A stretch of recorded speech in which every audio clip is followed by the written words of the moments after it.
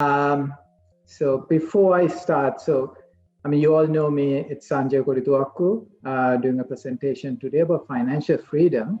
And this is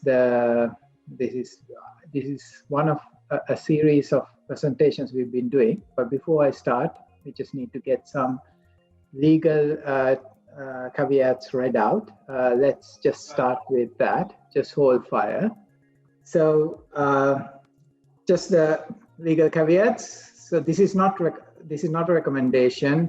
Figures referred to the past and past performance is not a reliable indicator of the future results. Investment value can go down as well as up. Today's event is part of APSL's knowledge sharing forum and contains the views of those making the presentations and should not be taken as investment advice.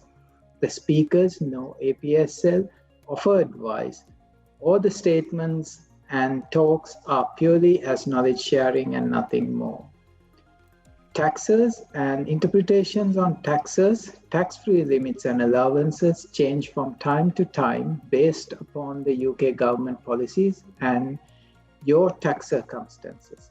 Seek advice from those qualified and deemed independent. Should you wish to seek formal advice on investments, you must consult an independent financial advisor of your choice, who should be able to provide independent financial advice suitable to your specific circumstance. So that the legal caveats are read out now. Now the legal stuff is done. Let's get on with the presentation. So I picked up a book called this one here. It's The Millionaires Next Door.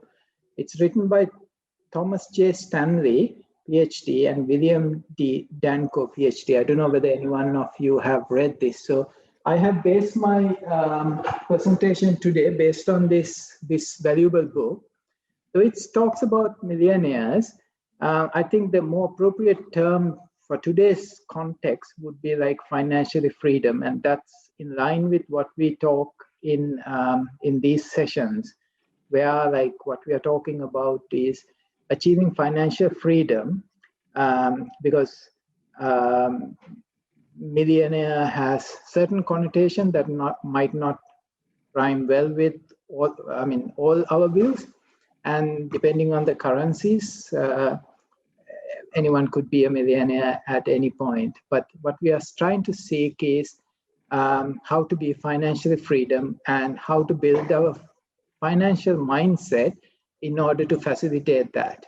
So, like, in order to get this discussion going, let me talk about two people that we know. Let's name them Ranjit and Wajira. Familiar names to all of us in this conversation today. And so Ranjit is a person who is very well off, seemed to be very well off.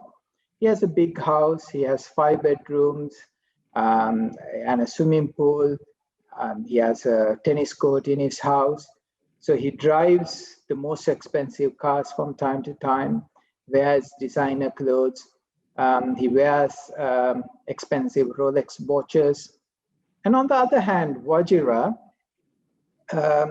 seems to be living in the same house with her family.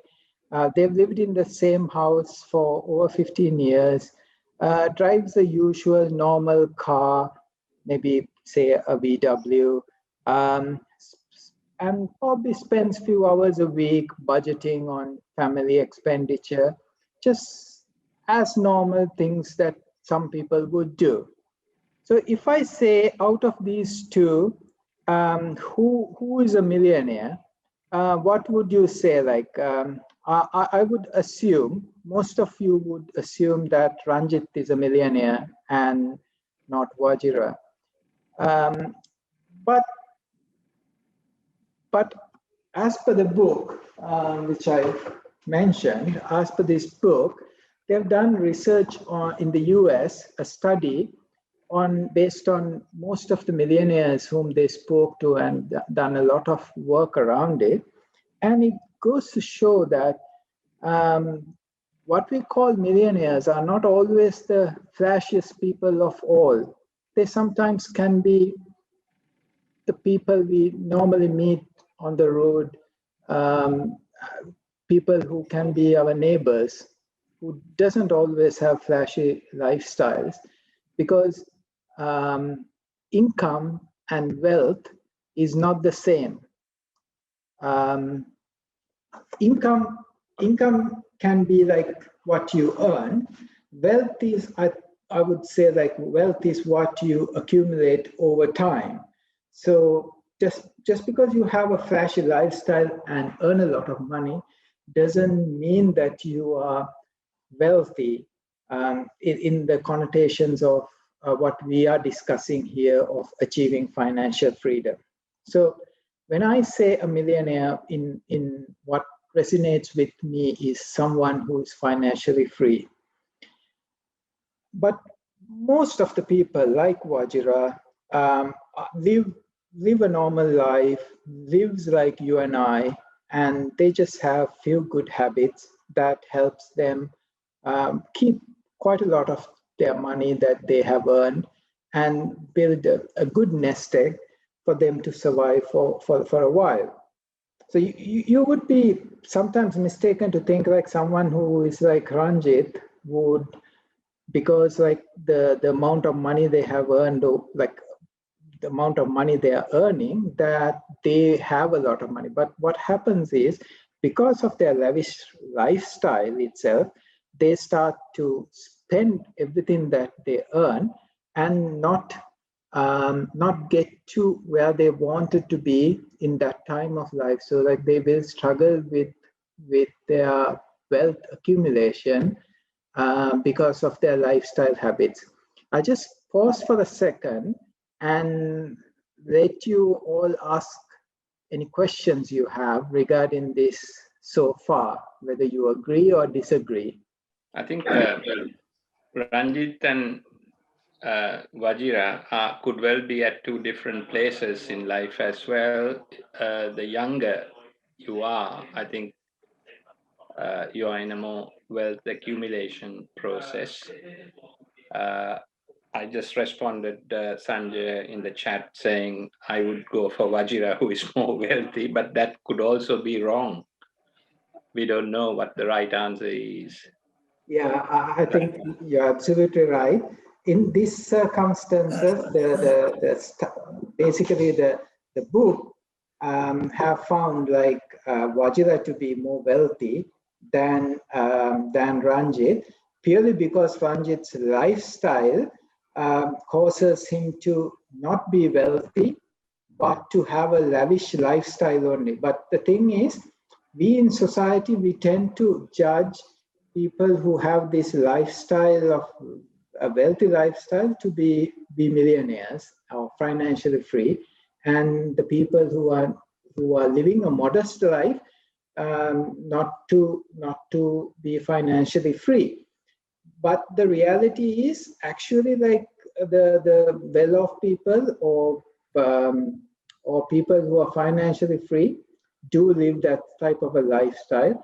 But because of the current media context and how TV programs are created and things like that, we tend to always see millionaires in a certain way. But the reality is not that. That's what the book is trying to say, is like all the research that they have done, it indicates like millionaires are not the type of people who are portraying themselves to be flamboyant. They are very, very normal people with a normal lifestyle.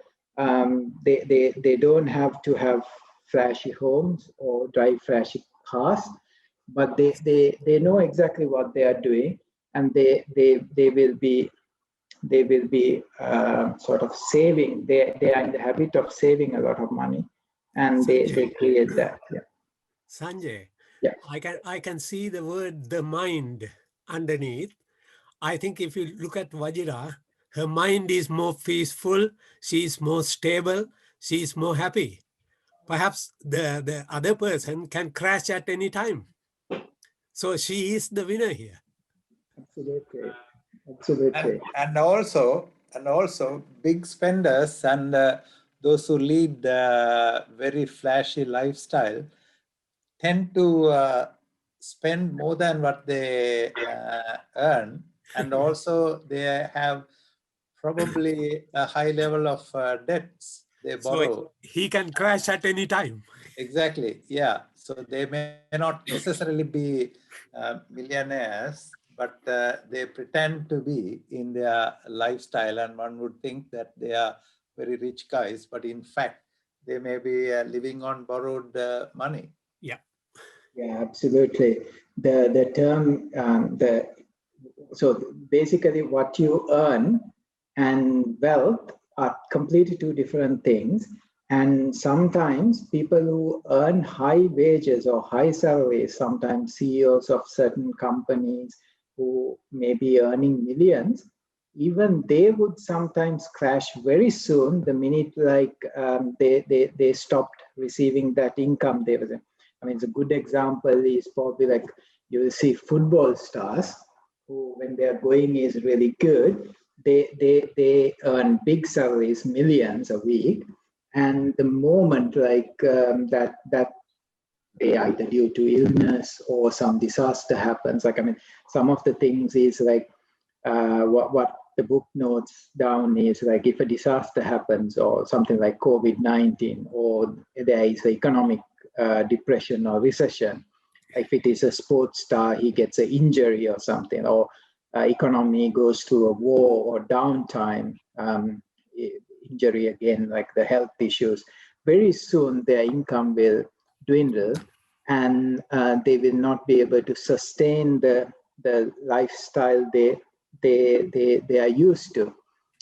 So earning a big income doesn't mean like you're wealthy. So absolutely right what Professor Damadas and Andrew said. That's absolutely correct. So you will be surprised.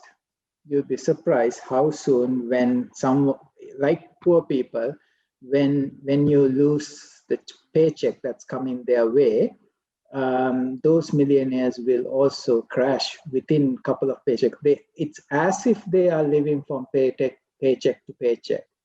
Tushari, you've got your hand up? Yeah, just asking, Sanjay, how have you defined being financially free? What does that mean? Okay, just hang on with me for a sec. We are going to come to a couple of formulas which we Sure. look at, like what we can do, but I'll address that. Just hold that thought. All right. It's a very good question. Just hold that thought for a sec. Yeah. Sanjay, I have a comment on the slide here. So if you look at the 6 bullet points you have put, if you look at it, I think if you come within, if you earn a lot and spend a lot, then that's no good. But if you reverse that or tweak it slightly, if you earn a lot or earn, let's call it, if you earn and spend less, there is a surplus. So that surplus can go towards an emergency fund. I'm making the negative into positive here. And thus, then the third bullet point, you can live not by check to check or pay slip to pay slip, because you're spending less, then there is a surplus less left at the end of the month, which goes into an emergency fund. So I think if you can, or even in the Q&A, talk about the emergency fund as well, what an emergency fund in the post-COVID era is as well, that would be good for savings. That is not investments, but yeah. Yeah, absolutely right. Actually, basically, that's exactly the point. What you just said is some good habits. Like what we are going to look at is like those, just what you said, good habits that a person who is striving to be financially free would have is they would live below their means. Like they would not spend everything that they earn. They would live below their means. Certainly, they wouldn't spend more than what they. Most of the lavish people, what they do is they even borrow money to sustain that lavish lifestyle, and they would want to impress people they don't know and they don't care. But in order to do that, they will waste a lot of money. So a good habit to have is always try and live below your earning capacity, build up emergency fund, and that way, as you said, you wouldn't need the lifestyle of living from paycheck to paycheck. And if you're out of the consumption lifestyle, you're certainly a good thing. Another thing I wanted to mention to our group here, because we are all parents who are bringing up young children, and one of the things that I mentioned here is like the OPT is something very familiar with the medical profession here, outpatient treatment or outpatient care. In financial context, we have something called financial OPT, which is financial outpatient treatment or financial outpatient care. That is basically we or wealthy parents are trying to sustain their children's bad habits, like, and thereby supporting them with financial aid, giving cashable income, encouraging your children to live a consumption-oriented lifestyle, and providing, when you provide that assistance, with all good means, what you're doing is you're creating a habit in the children to live above their ability, and that can't sustain, and sometimes that will lead to crashing as well. It's not me only, but the book talks about it in great detail. So it's a good book. Do have a read through. I'm not going to talk too much about that, and I'll move to the next topic, and we'll talk about few things. I wanted to mention, like, the study has found, the study these authors did has found, like, people whom they discuss as millionaires or people who are financially free have, we might think of financially free people as people with inherited wealth, or the term where we say, like, born with a silver spoon the mouth, like they are supported by their parents or something like that. But it's not true. 50% or less than 50% have received any inheritance of the people who were involved in the study, and less than 20% of these people who were included in the study has got only less than 10% of their wealth as inheritance. So 80% earned with their own money. 80% of the people who are, like, financially free or millionaires have earned their income or earned their wealth through their own financial decision making and choices they have made in their this thing. And another important thing that they said, which is again relevant to all of us, is, like, most of them make it a habit to teach their children of their frugal habits of living as well. Yeah. And another feature is most of them are, like, self-employed entrepreneurs. It doesn't mean, like, people who are professionals and working can't achieve that, but most of the people who are in this category has been self-employed or has an entrepreneurial mindset. At least, even if they are not full-time entrepreneurs, they might be part-time entrepreneurs. Which I mean is, like, sometimes you can be working full-time in your profession, but you're part-time working on a business or something. I call it, like, part-time working on your fortune. You're doing your employment full-time, but working on your fortunes part-time. So that's what I mean by, like, having a business or entrepreneur nature in you helps, but it doesn't mean it's exclusive. But most of the people participated in the book has been self-employed, and most of them have been involved in non-flashy industries. We tend to think, like, certain professions have a flash, like if you're a financial if you're a merchant banker or doctor, consultants, lawyers, or accountants, all these industries, but it's not necessary to be in these fields. Sometimes you find like welders who are paving contractors, who are gas and plumbing contractors, sometimes factory owners on industries that are not that flashy, auctioneers, estate agents. All these people can be very much financially independent and financially free. So therefore, the book has found like that these industries have people really well off as well. So it's not necessarily the routine thoughts that crosses our mind. You can have an ordinary, normal job and still have good habits built within you, which will enable you to be financially free. And most of these people, what they have noticed is lives in non-flashy, non-showy, not so affluent locations they have chosen to live in.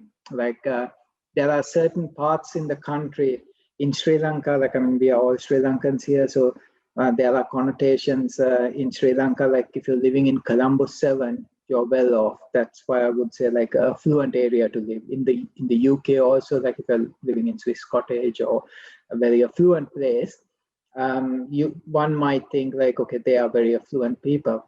But the general millionaires, people who are generally financially free, don't tend to live in these affluent areas. They tend to live in normal, very well populated areas.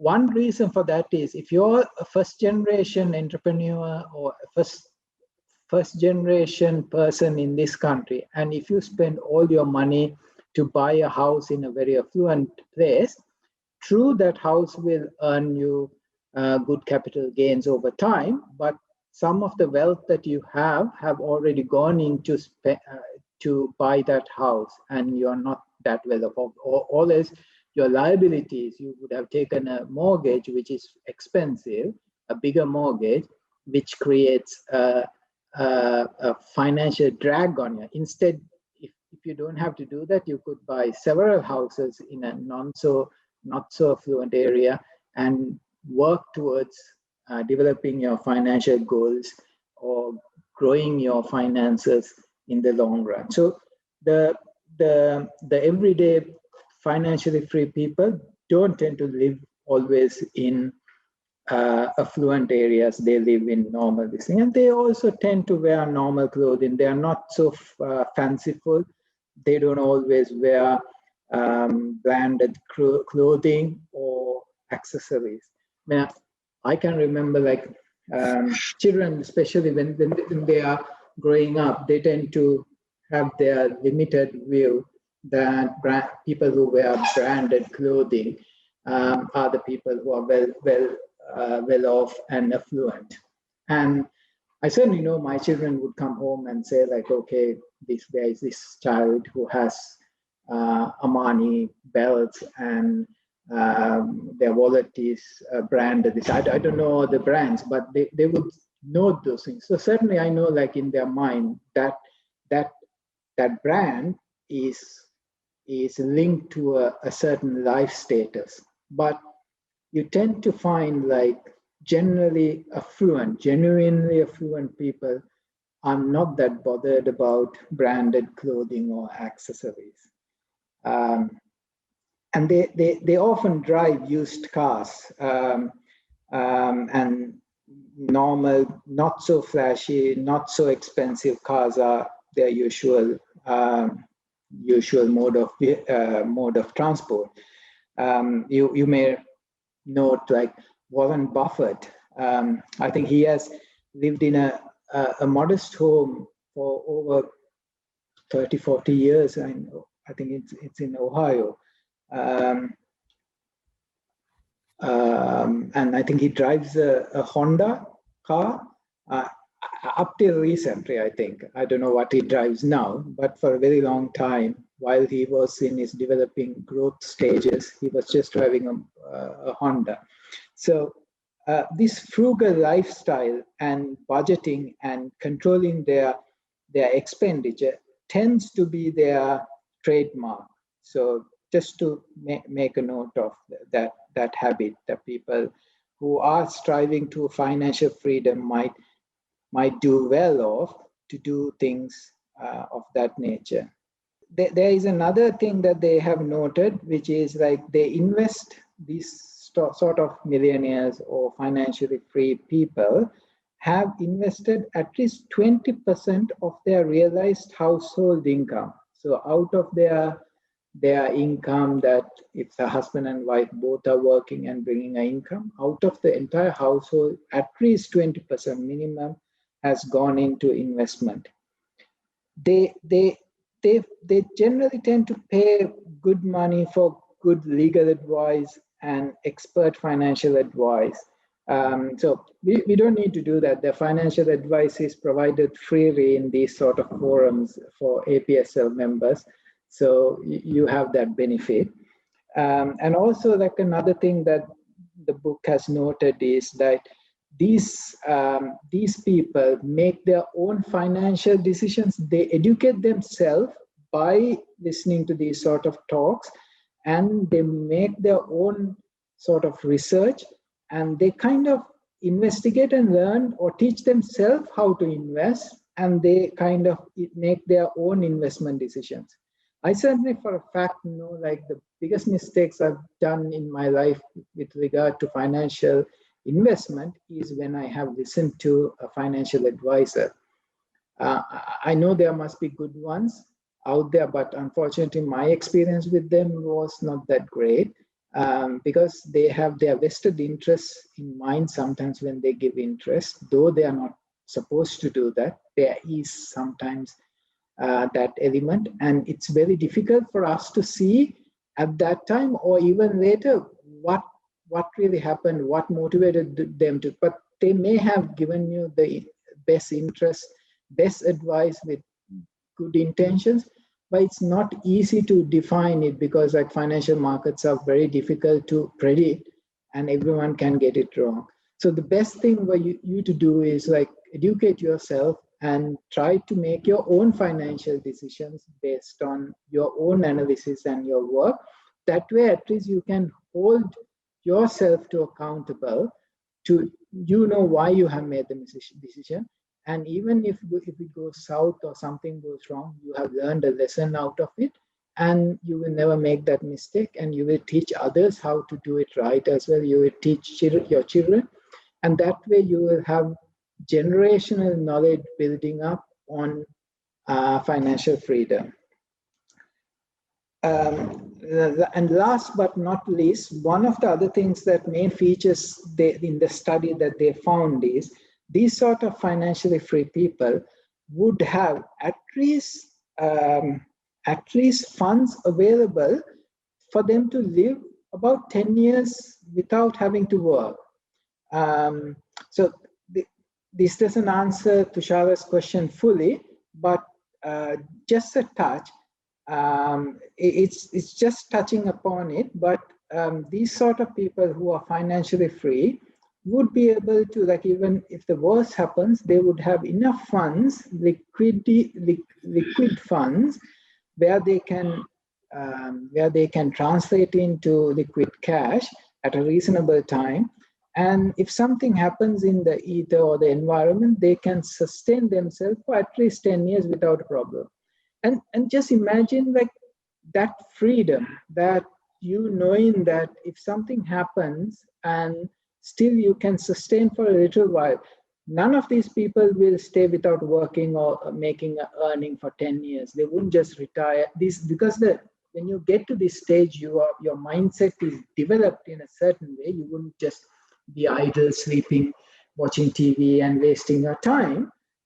You have developed a certain level of mindset you would not need. But knowing that even the worst happens, you can sustain for about 10 years, it's a good feeling. And that is something what we call financial freedom. So you're not bound by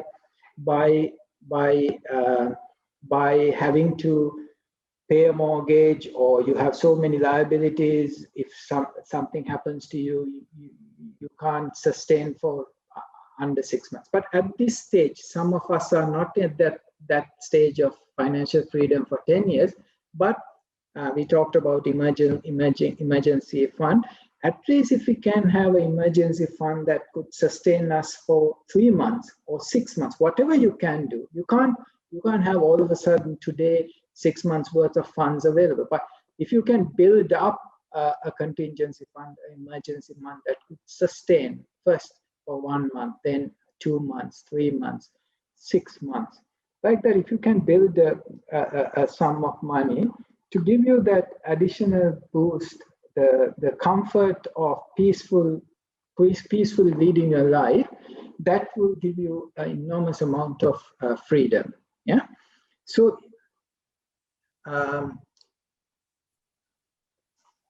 I think I talked about this bit, and then now I'm coming to answer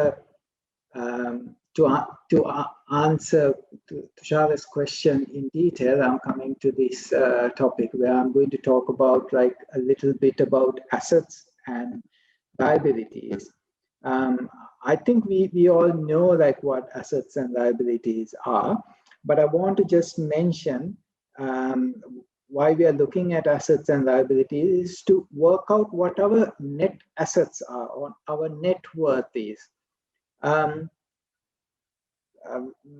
When we are looking at the financial freedom formula, one thing we need to know is we at least should know what our household expenditure is.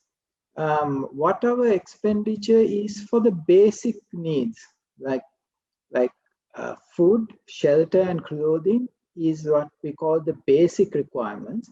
And we should know, at least individually, each one of us should know like what our basic requirement is to sustain a sum of money. You don't need to tell anyone outside, but for your own sanity, you should know what that is. So you should know what your assets are, what your liabilities are. Assets. Now, Robert Kiyosaki is a prominent author who has written a book called Rich Dad, Poor Dad. I'm sure some of you have come across that book. Very good book about financial mindset. He defines it really well and makes it simple for non-financial people to understand the difference between asset and liabilities. The asset and liabilities, how he defines, is not actually what an accountant like me or Tushara would interpret.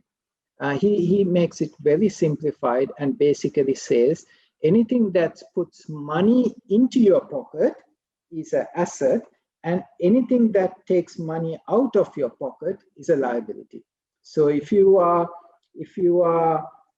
having a house, a car, a boat, a bicycle, stocks or investment in businesses, bonds, any partnerships that you are earning money out of, any royalties that you are earning out of writing books, any of those things are assets.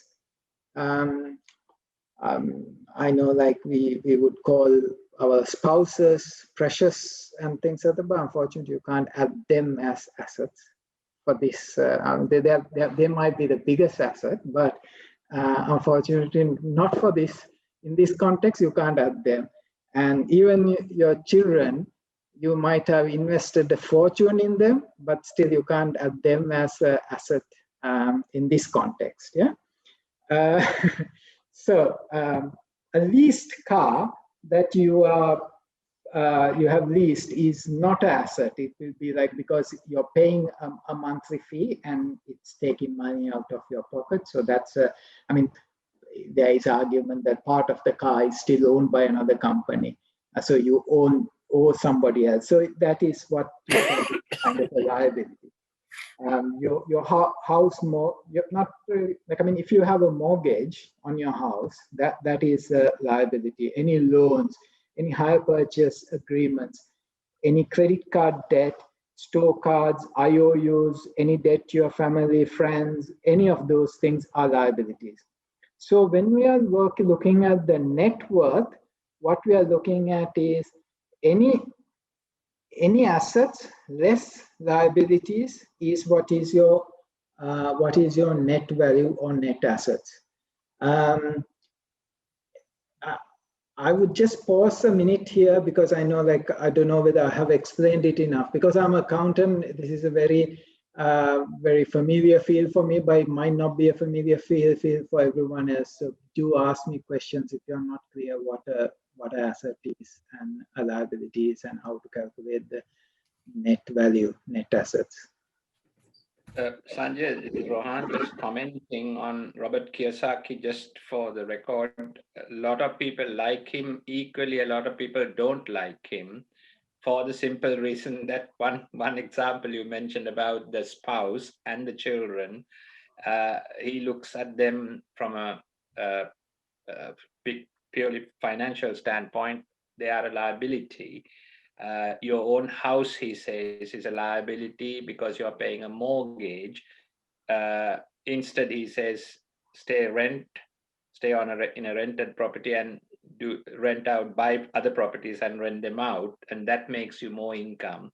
In the same way, he says, if you have a couple of cars, get somebody to drive them and earn money. So he is basically, as you said, he looks at assets and liabilities from a very different sense, certainly different from an accounting and a standard lifestyle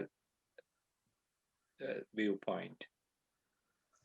Yeah, absolutely. Thank you, Rohan, for that valuable input.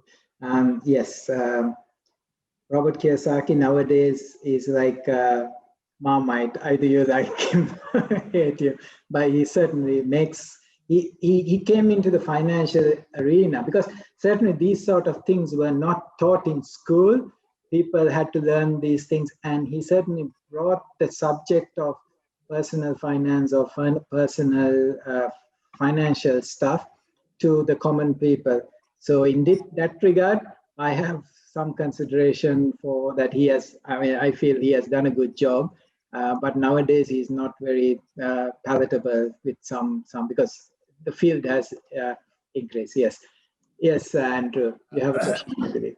Yeah, when it comes to liabilities, a lot of people don't know, or they don't maintain a list of what their liabilities are. So they just get through day by day and spend money, and whatever they get, they put in their bank and so on. So they don't have a real idea of how much they are spending on their food, children's education, the cars, etc., etc. And it's very important that people from a very young age start having a list of items, expenditures. A simple, you don't need sophisticated software. You can just have a simple spreadsheet of about 5 or 6 items on it, and maintain your liabilities and likewise the income. So that way you understand what your outgoings and your income and the balance, whether you're in positive balance or negative balance month by month. And I have been doing that for a very, very long time. So I have a very good idea of what my outgoings are. But lots of people don't do that, which is sad, actually. So and that's something which the children should be educated from a very early age to do that. Andrew, can I ask you a question arising from that? So I think we dealt with this in one of our past presentations. If you were then going to save a regular sum of money on a monthly basis, when would you be saving that money? The day you get paid or at the end of the following month? Ideally, beginning of the month, when you get paid. Why is that? I mean, you explained that in your talk very clearly, so that it becomes a habit and a commitment. Yeah. And, yeah. Yeah, Yeah. no, I'm just trying to get Absolutely. the others on the You're call right. as well to interact, because this is a forum. I mean, there are a few new people as well on the call. Yeah. So if they have any questions or any ideas, nothing is right or wrong. They can ask the questions or even give answers. My answer to that would be my own question, which I dealt with. I know because you mentioned about income and expenditure spreadsheet. Is don't, as soon as you get paid, the same day or the following day, save that money for that month. Don't wait till the end of the month till you have a surplus, because something might happen and that surplus may not be there. Your car might break down, or the boiler might need to be replaced, etc. So yeah. Yeah, I think, thank you very much, Rohan, for that, and Andrew. Really valid points. One feature, like I mentioned here in this study that the book has identified, is these people who are financially free, they kind of know like what their expenditure is through their planning and budgeting. They know what level of money they need to spend, and they know what their income is, and they would know like what is their surpluses. And as Rohan said, what they do is they don't wait till the end of the month. They spend everything, they pay everyone else, and then they save. What they do is completely the opposite of that. They would put away the money that they intended to spend. And that's where the number, I think I mentioned earlier, most of these millionaires spend at least 20% of their household income.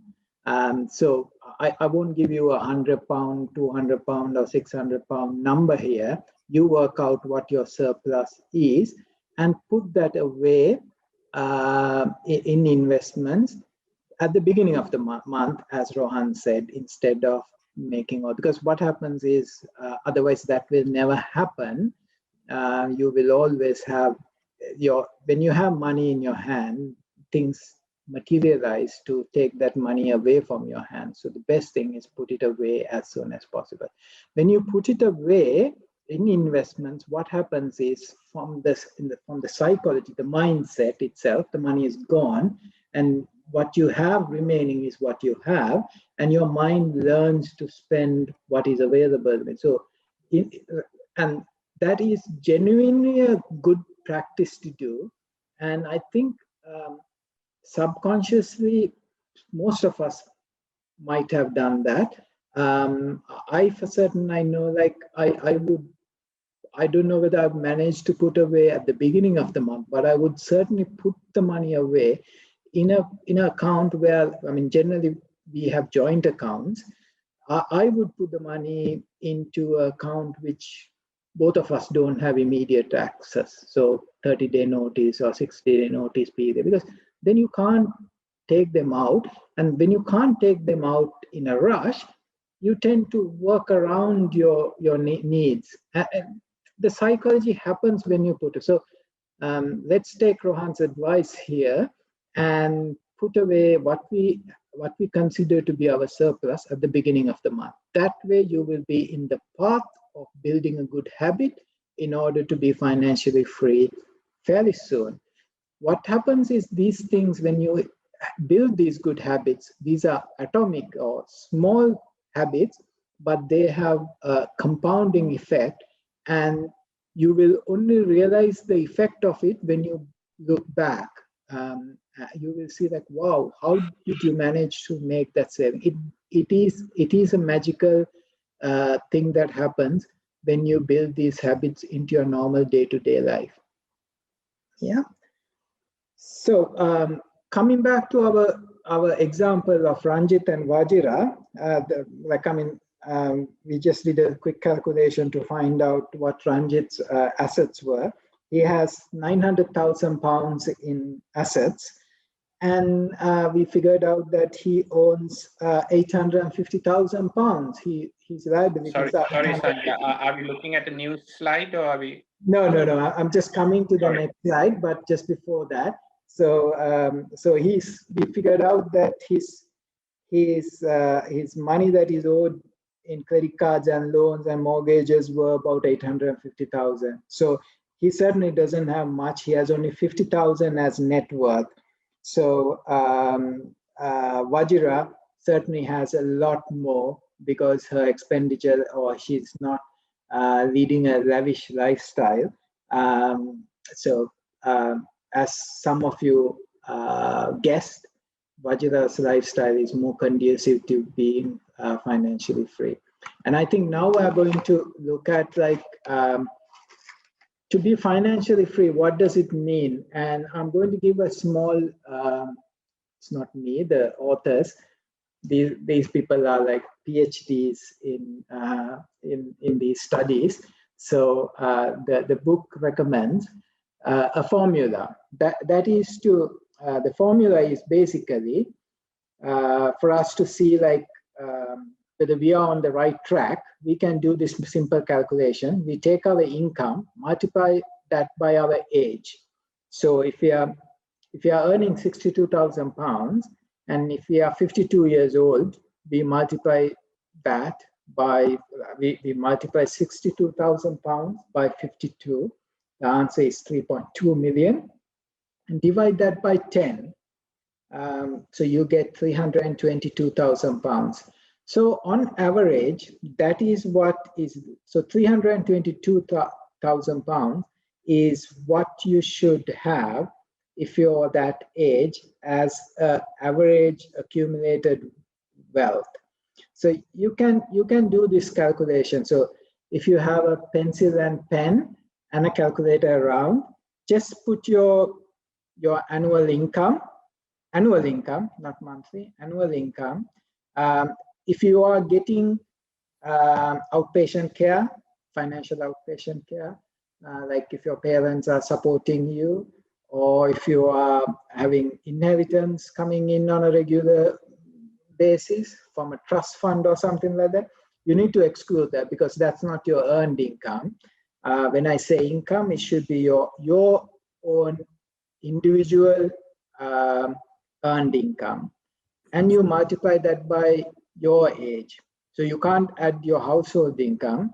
You both will have to do this separately if you have a joint income, because you can't aggregate your age. So you do this calculation and look what your average accumulated wealth should be. So for this example, I have taken Ranil as example. He earns 42,000 pounds. He's 39 years old.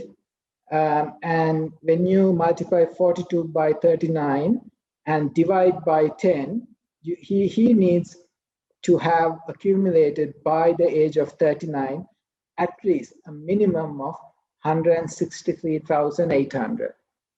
Yeah.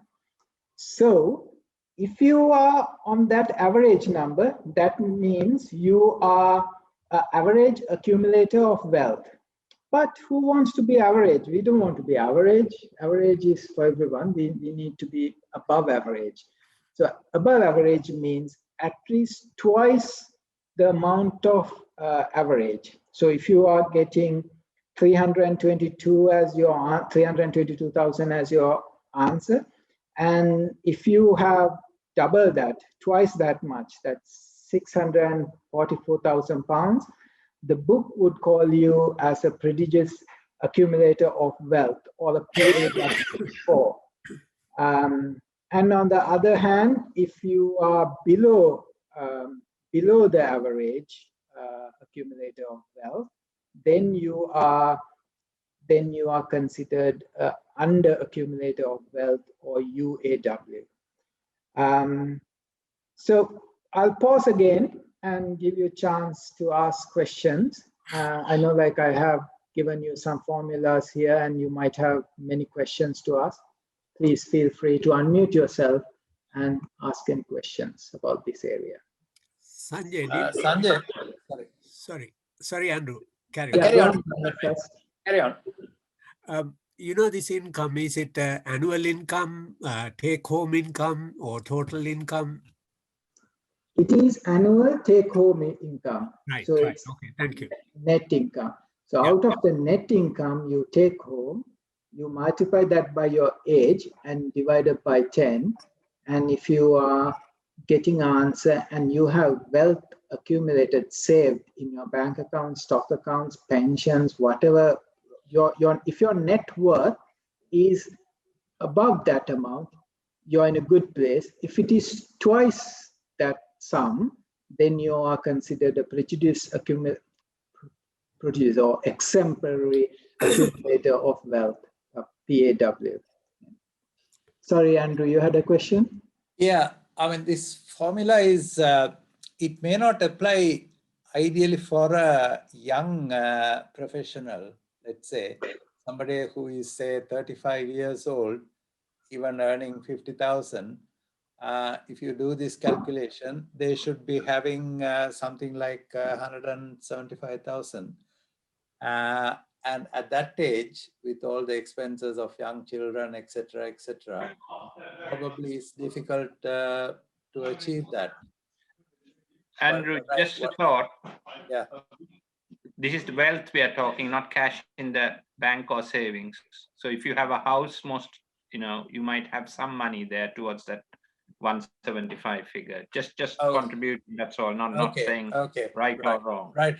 Okay. I understand, Andrew and Ron. Thank you. The thing is, the age and the income. So if you're on a lower income and you multiply that by age and divide it by 10, you get average. But that will take into consideration the fact that you are on a lesser income and a younger place, so you get a smaller answer. What we should realize is, if we get the answer and we are below that answer, it's an indicator for us to start working on it. So this is to fix your mindset in order to, so it's like putting some fuel, a booster into your fuel or your engine, to sort of indicate to what level you need to go at. So so it's just a motivation of this thing. So for you to understand where to start or what your baseline is.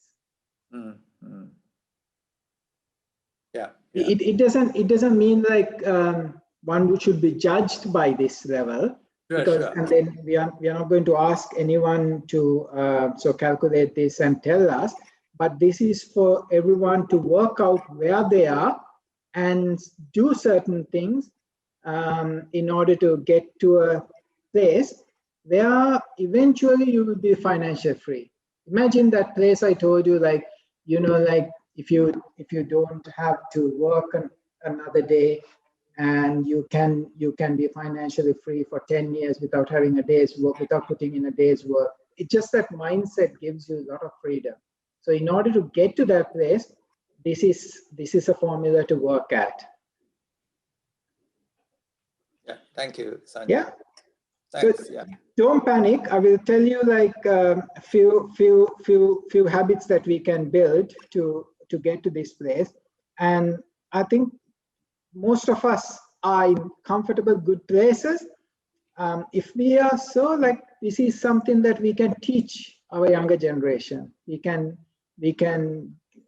like, you can develop your children, your grandchildren, your neighbors, your friends, to give them some structure to work towards financial freedom. So that's, and then we will look at like few millionaire habits that the book has looked. They have one main thing that they have noticed is, out of these financially frugal people, I mean, these millionaires, they are all financially frugal people. So it doesn't mean like you're in our Sri Lankan language, we have low buy or Masuru, low buy. These connotations are sometimes heard when sometimes even among family members, you kind of hear, oh yeah, I'm having low buy, or that means like anyone who's living a frugal lifestyle, for some reason this society has judged them as if they're doing something wrong. if your financial frugality is causing you harm and damaging your well-being, that's something you need to work. But I don't think living a normal lifestyle, like not wasting your money on like useless things. You need to get the most up-to-date mobile phone, the iPhone, or you have to have the most sophisticated computer, and those sort of things are not necessary. But the society might have put in these into our minds through their advertising and marketing. They have captured what we need through public media, the social media and things, keep bombarding us with needs that we don't have. These are like needs that has been created by the capitalistic system. I'm a proponent of capitalism. I believe in capitalism, but it doesn't mean that we need to buy everything that is put in under our nose. We can have a frugal lifestyle. I think being able to say no helps, but as Sri Lankans, we struggle sometimes with saying no, and have to participate in everything. But if you want to have financial freedom, have a peaceful life at some point, rather than always pressed with needs of others, you need to be able to define what you absolutely need. Make sure, as Andrew and Rohan mentioned before, like you need to know what your expenditure is, and you need to know like what is coming your way, and make sure that you don't overcommit to spending more than what you can manage. If you have that balance, I think that's a good place to be in, rather than trying to satisfy and happy people you don't know. I mean, basically, most of us generally tend to do is like impress people we don't know and we don't care. So if we just get out of that habit and lead a frugal life, that's a strike. So this is, I think in my past presentations, people have asked, like people have told it's easy for people who knows finance to invest and become financially free. But my answer is, you don't need to know finance to build these habits. You don't need to know finance to live frugally. You don't need to know finance to cut out unnecessary useless expenditure. You can do that as a common people with a bit of common sense. You can do that. I have talked about a person called Ronald Reed, an American who was a janitor. Basically, he worked in a school. He didn't have any formal education. He was a janitor in a school, and most of the time he would either walk about 4 or 5 miles to his school where he worked every day, or he'll hitch a ride. And he led a very peaceful life without flamboyancy. And after his death, only the world got to know that when his executor of the will donated £8 million to his local school. So he has accumulated that amount of wealth by leading a normal life. He has been happy. He has spent what he needed to. He didn't have the mindset of having to live this lifestyle of impressing others. But living a comfortable life, a normal life, can give him that. He has lived debt-free, and he has given most of his wealth to charity. And while he was living also, he has been a very helpful, kind person. So he has enjoyed the habits that he has earned. So would you ever think like while he was living, a national TV would cast his story, or they would create a lifestyle show Like, I mean, these days you have Love Island. So our younger generation don't get exposed to these realities because no social media or no TV show or no influencer will ever talk about these sort of humble people who really have done well for themselves and others. But because there is no excitement in it, people are not going to follow them. Who's going to follow a frugal person? So no television or no social media platform is going to give them any plight. But if you actually want to be financially free, you need to lead a different lifestyle, certainly a lifestyle that in sport terms we call it playing defense. That means you're constantly controlling your expenditure, you're budgeting, you're making your investment decisions by knowing what you need to do. I mean, person like Vajira, whom we talked in our a little bit earlier we talked about. So Vajira is a person who would spend at least about 8 hours a month on her financial planning or where she is going to invest. So that's a good habit to build. So to dedicate some time to look at like financial instruments, financial books, look at what your expenditure. You can certainly take your bank statement and look every month, like what are your outgoings. You look at your credit card and see like what are you spending your money on. Then you can know like, okay, your basic expenditure is these sort of things. And in order to make my expenditure match with my income, what are the things I need to cut down? So at least spending some time on this sort of thing is very valuable. And it doesn't mean spending more time on financial analysis will increase your wealth, but it will certainly work towards doing the right things. If you spend your time on the right things, like looking at your investment, looking at your planning, looking at what you're spending, educate yourself, you teach this to your children, you're certainly in the right track to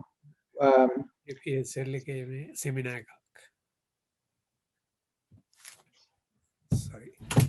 Okay.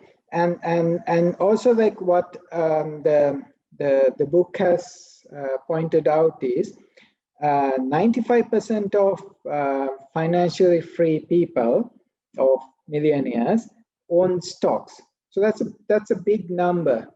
95% of them owns stock in a publicly quoted company, right? 20% of their wealth is in a public traded company, but very few millionaires would actually trade. I don't know whether I would be I am clear when I say like investing in stocks, but they are not traders. So what I mean by a trader is a person who would get into the stock market, buy a stock, or bid on a stock that is coming down in price and trade on this. Sometimes trading on stocks that they don't have, but bidding on or what we call the shorting of the market. That's complicated, but basically what I'm saying is getting into the stock market with short-term profit-making intentions is what I mean by trading. So very few millionaires are active traders. They don't do that. They look at investments that would be for the long run, and they would just participate in the stock market in order to make a long-term gain, but they wouldn't trade because they imagine like if you participated in certain hypes that we recently had, like the GameStop or AMC, even cryptocurrency, like Bitcoin has done a little bit better. Like, I mean, it crashed. It went below, I think, 30,000 pounds. But imagine if you had some investment and looking at the investment portfolio at that time. it certainly would damage your health. So generally, financial freedom seeking people tend to be long-term, and they are not generally traders. Most of them tend to be like looking at investment, calculating the investment, or doing some analysis. We can talk about how to do analysis and things in a later session. But for the time being, financially freedom seeking people tend to be more long-term seekers of wealth than short-term people. Yeah. So those are roughly the things that I came across. So, like, I mean, looking at the stock market on a day-to-day basis it is not a healthy lifestyle. Imagine if you have a house, and if you know the value of your house on a day-by-day basis. One of our major wealths that we have is probably our house. And we know, like, we bought the house, we know how much we bought it for. And after 20, 30 years, when we look at, we ask estate agent to come in and they do a valuation, and you realize, like, your value of your house has exponentially increased. And that's a good place to be in. But if you had some sort of a market desktop that shows, like, the value of your house, and you keep looking at it on a daily basis, believe me, it will drive you mad. So, and I know it happened at certain points. Like, imagine the time the house prices were crashing. Some people just didn't want to hold on to their property. They went and gave the key back to the estate, the bank, and walked away. But I wonder whether those people would look at their assets now, what that house has turned out to be now, and see, like, whether it was a wise decision. Certainly the circumstances, I'm not judging anybody, I'm just saying, like, your circumstances will determine what action you need to do. But looking at short-term macro news on investments is not a wise thing, right? They've also found, like, 32% or more keep their investment over 6 years. So minimum time they would invest is about 6 years. So they are generally long term. I talked about budgeting, and, like, tracking your expenditure is very important. Knowing that figure of what constitutes your expenditure is a good thing. And again, a good book. It's The Millionaire Next Door. It's a very good book. If you can find it and read it, it's very good. On YouTube, the audiobook is completely there. You can listen to it if you want to. So that's all about I had to say about it, and I think it's 7:42. So I'll stop here and take some questions. And I have looked at the participants. I thank you very much for everyone who has asked questions so far. But I would like to, and I think Moraj is there, Lakshman's there, Amal, Tushara, all of you are there. Please think a couple of good questions that you can ask. There aren't any silly questions. Anything you ask will help others. It will help everyone else who are participating, and what is doubtful to you will resolve some doubts that others have as well. So it will greatly help. So I encourage you to ask questions. At this point, I'm going to stop the recording, so you are more free to ask any questions.